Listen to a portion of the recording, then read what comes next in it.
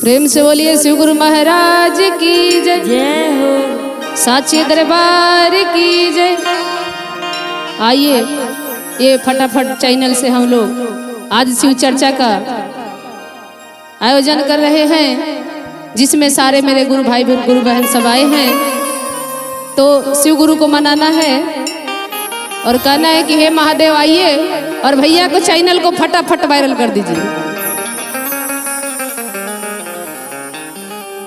ये बाबा यो डमरू किया बजलियो, ए हम ताया बते छलियो ना। ए बाबा यो डमरू किया बजलियो, हम तावते छलियो ना। बाबा यो डमरू किया बजलियो, हम तावते छलियो ना।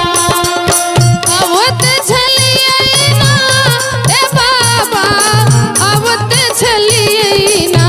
हम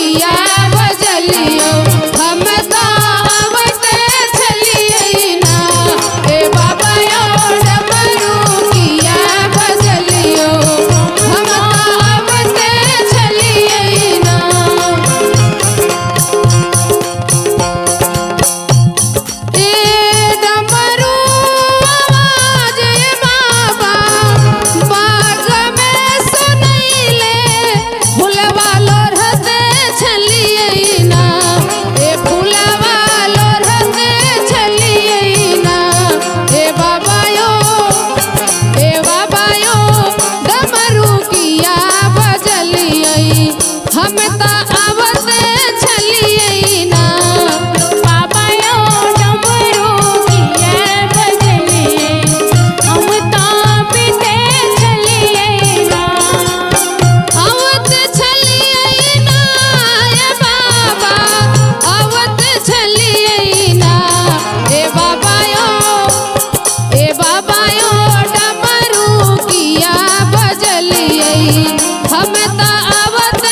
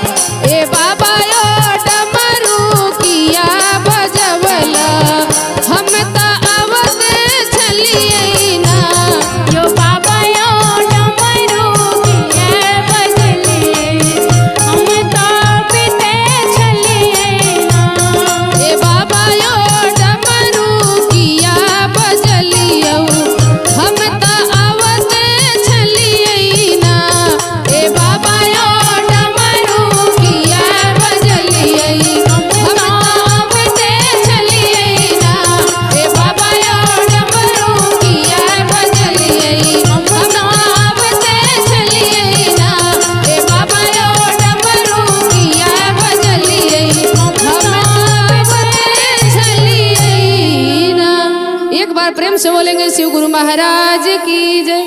साचे दरबार की जय।